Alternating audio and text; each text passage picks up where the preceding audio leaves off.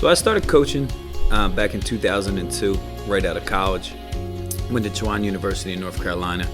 Coached the freshman defense at Kennedy Kenrick in 2002, and then moved on to varsity D-back and assistant D coordinator for the next 3 years, and then was the defensive coordinator for the last 4 years of the school's existence.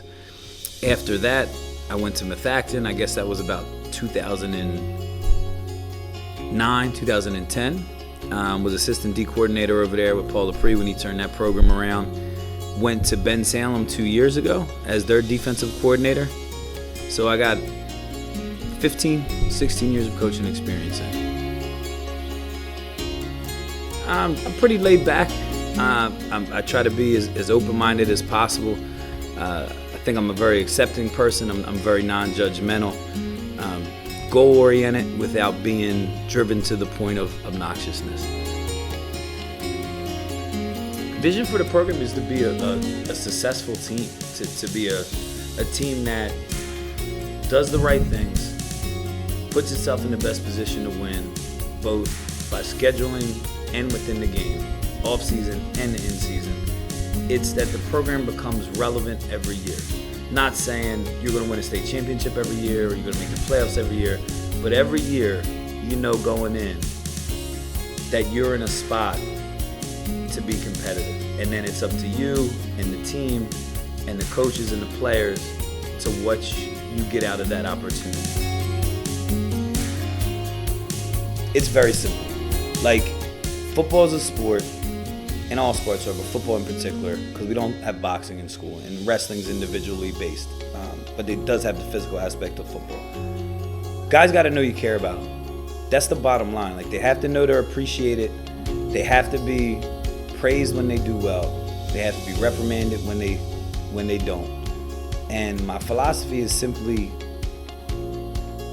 if a guy's willing to go out and say you're their coach and run into another human being full speed and possibly hurt himself, hurt somebody else, never be able to play football again, you got to show that guy all the love and respect in the world.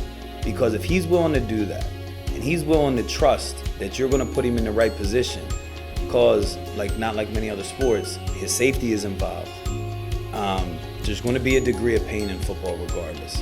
It's 100% injury rate. Nobody makes it through the season with at least one owie, right? Some a lot more than one owie. So if a guy's willing to do that, he has to know that he's more to you than just a piece in a puzzle, and you're concerned with him as a person. And honestly, if I wasn't concerned with them as a person, I wouldn't be coaching. Like, I love football. I love teaching, and I love coaching, not just because it's football, because it's, like I said, I already talked about like the ultimate thing at the end where there's a definite answer, but the philosophy is you treat guys with love and respect, and they're going to play their heart out for you. Successful as a coach is that they enter the program and then they leave the program better people. It's really what it comes down to. Like, they need to learn something more in football than just how to catch and tackle.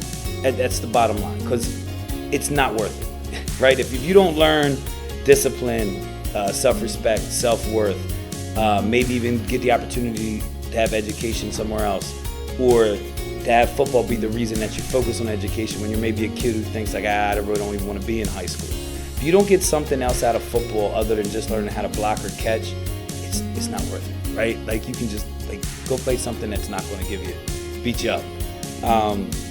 I'm successful as a coach if they're better people. And it doesn't have to be in any particular way. It could just be better socialized person. So we got guys on the team, we've had guys on the team who are like not the best football player, but they come in because they need a home.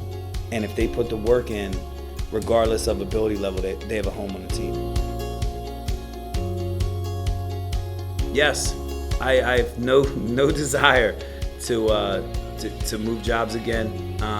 I really, in all honesty, did not plan on leaving Ben Salem. It just was the football opportunity and then the chance to come over and teach where I coached at. It was an opportunity I had to take because you might not come around again. I love it here at Log. I'd like to eventually get to the high school to be closer in proximity to the players, but I don't plan on going anywhere.